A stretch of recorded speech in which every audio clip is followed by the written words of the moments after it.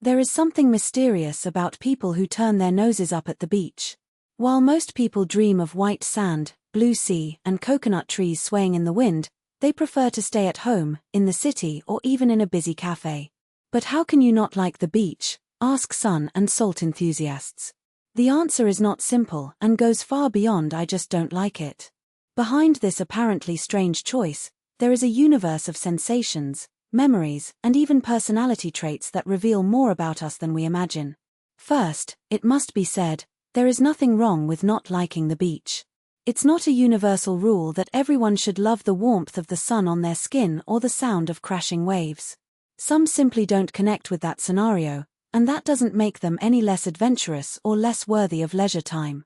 But if we dig a little deeper, we discover that this aversion often has fascinating emotional roots. For some people, the beach is not synonymous with relaxation, but with sensory discomfort. The sand that sticks to your feet, the wind that lifts the towel, the salt that dries out your skin, all of this can be overwhelming for those with tactile or auditory sensitivity. Imagine someone with misophonia trying to relax while listening to the waves, screaming children, and vendors passing by every 5 minutes. What for many is a paradise, for them is a hell of stimulation. The brain then associates the beach not with rest, but with exhaustion. Others carry bad memories linked to the coast.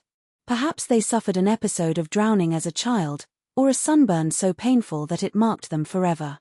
It could also be that the beach was the scene of family fights, disappointments in love, or even loneliness, those vacations where everyone seemed to be having fun, except them. The brain stores these memories as warnings. Here, you've already suffered. Better stay away. And there are still those who simply don't identify with beach culture. For these people, the ritual of tanning, drinking beer by the sea, or taking photos at sunset seems forced and superficial. They prefer the tranquility of a library, the energy of a big city, or the peace of a mountain. It's not that they don't appreciate nature, just not postcard standard nature. Your pleasure is in other places, in other landscapes, in other rhythms. But the most interesting thing is that this rejection of the beach can reveal deep personality traits. Those who don't like the beach tend to be introverted, observant, and selective in their experiences. Prefer quality over quantity, meaning over spectacle. They are often people who value intimacy not in the sense of isolation, but of genuine connections, which do not depend on a paradisiacal setting to happen. For them, a good book on a sofa or a deep conversation in a cafe are worth more than a whole day lying on the sand. And here comes a philosophical reflection. Perhaps the beach is not a place, but a symbol. For those who love her, she represents freedom, renewal, connection with something greater. For those who avoid it, it can symbolize exposure, vulnerability, or even the pressure of having to enjoy time in a specific way. In a world that glorifies summer and tanned bodies, saying "I don't like the beach" can be an act of silent rebellion, a way of affirming that pleasure is not a single recipe, but something deeply personal. If you are one of these people, no, you are not boring, nor difficult, nor wasting your life. You just discovered that happiness is not tied to a place or someone else's expectations. And that, deep down, is a rare freedom. While many spend their lives trying to fit into the mold of what should be fun, you already understand that the best destination is the one that makes sense to you, be it a deserted beach, a forest, or even the comfort of your own room. So, the next time someone, if you ask, "How come you don't like the beach?"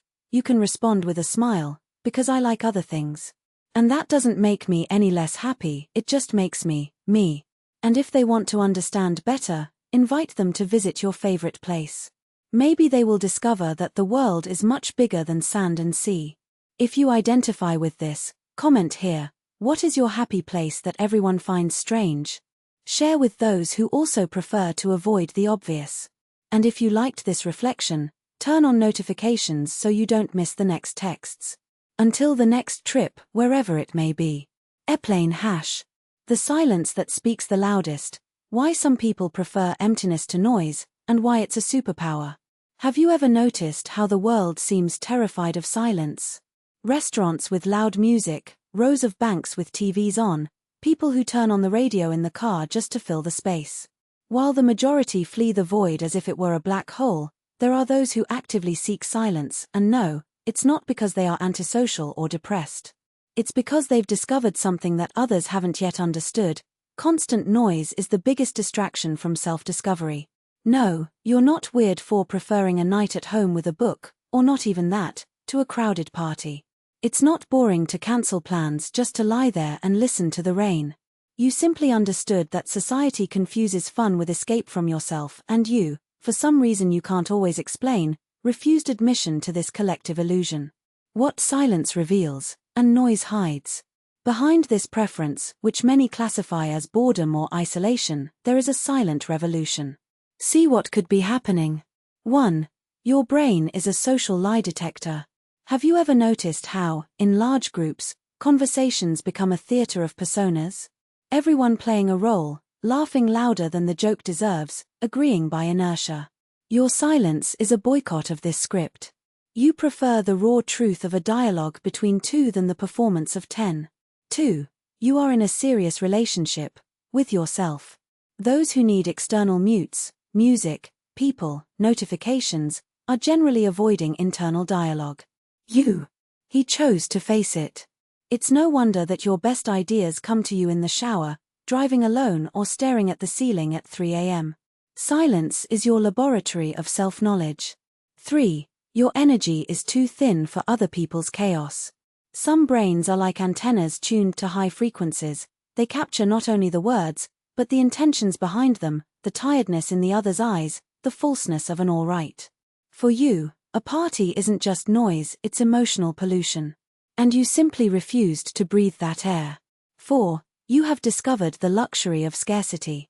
In an era of excess stimulation, silence has become a luxury good. While others collect experiences, and then forget 90% of them, you only keep what really matters. One deep conversation is worth 10 superficial ones. A moment of peace is worth more than a week of meaningless turmoil. The paradox: you are accused of being bland precisely because you have a richer life.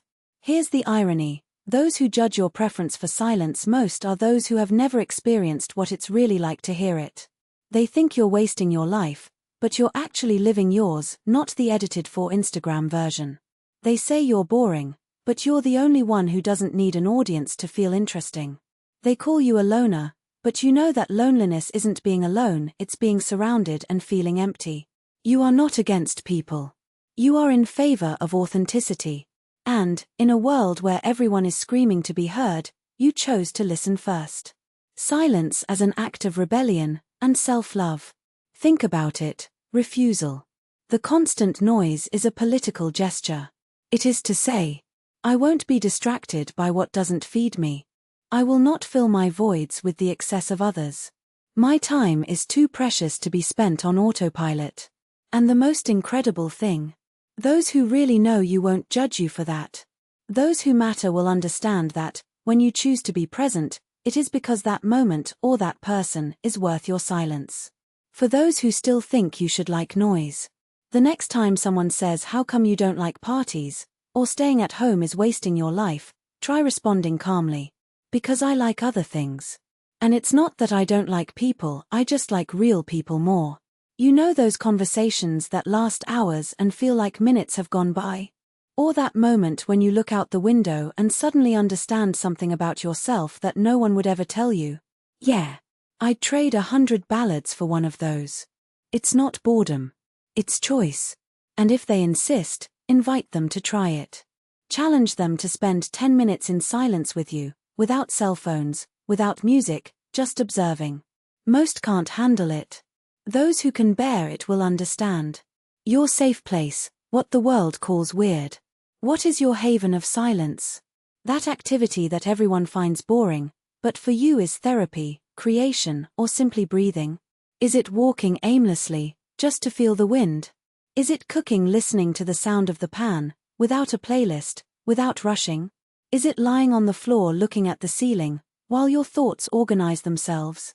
Is it writing by hand, in a notebook that no one will ever read? Comment here: what is your silent noise? That habit that others don't understand, but that saves your days. And if you recognized yourself in this text, remember this sentence: the world will call you boring until it realizes that you are, in fact, free. And freedom, my friend, is the loudest noise there is. Turn on notifications so you don't miss the next reflections on how to live in a noisy world without losing your sanity. And if this text made sense to you, share it with those who also need permission to enjoy silence. Until the next break, which, for you, is where life really happens. Milky Way. The silence that speaks louder than any word. Have you ever noticed how the world shakes when someone dares to stop? When, amidst the whirlwind of notifications, commitments, and expectations, someone simply chooses not to participate. It's not rebellion. It's not laziness. It's silent refusal, and that scares more than any scream. Because we know how to deal with the noise. We learn to shout together, to applaud at the right pace, to smile at appropriate moments. But the silence. Silence exposes.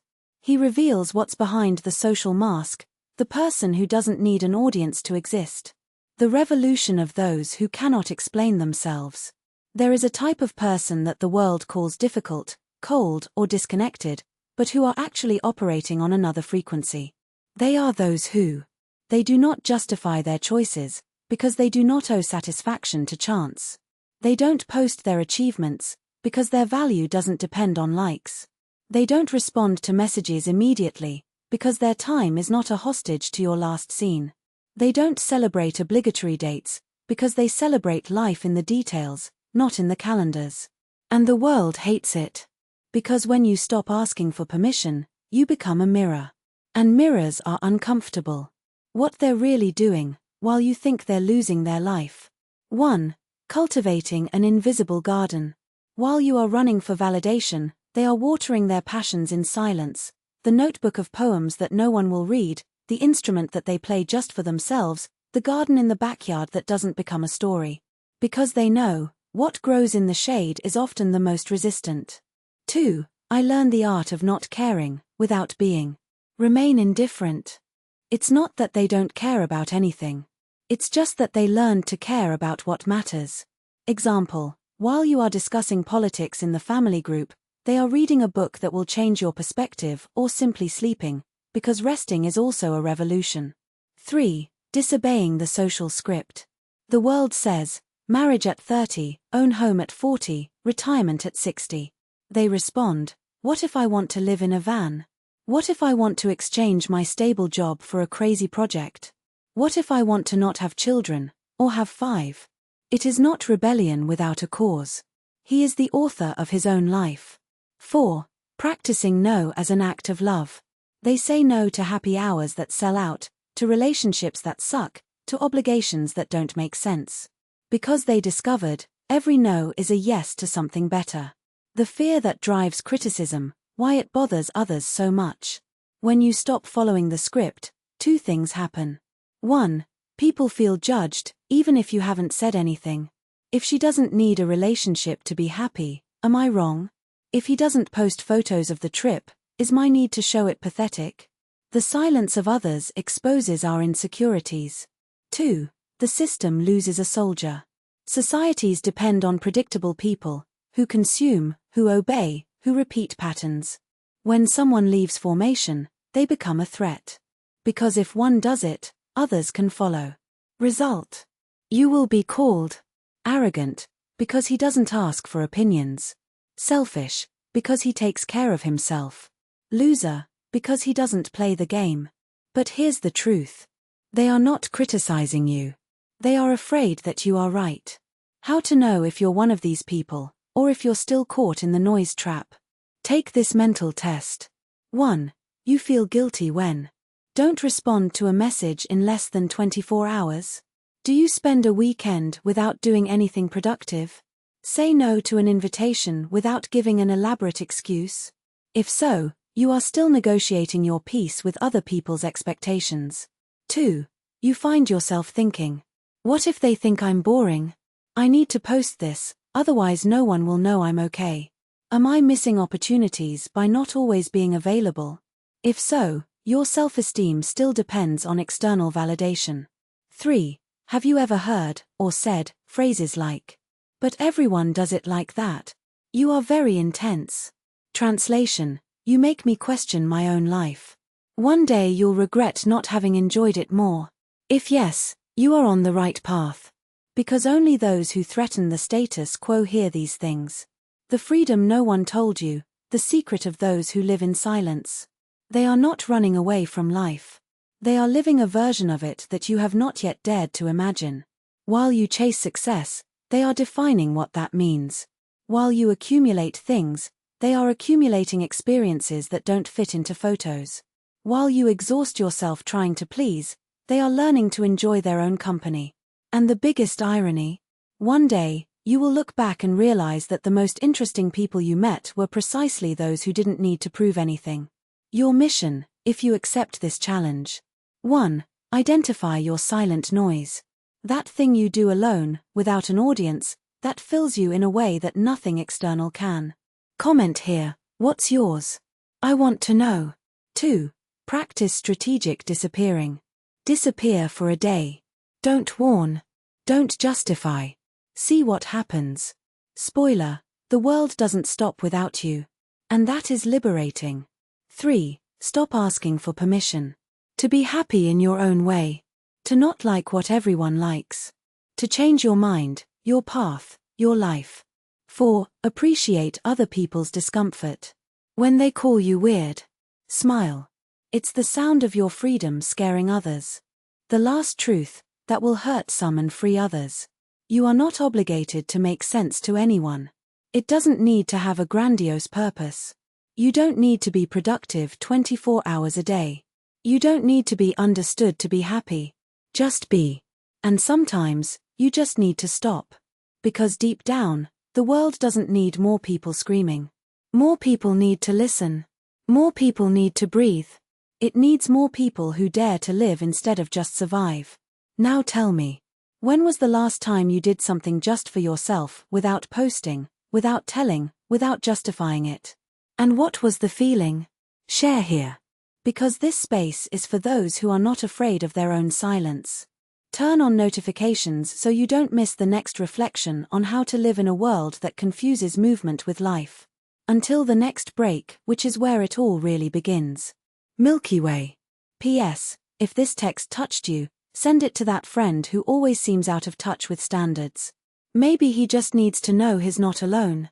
And that his weirdness is actually courage.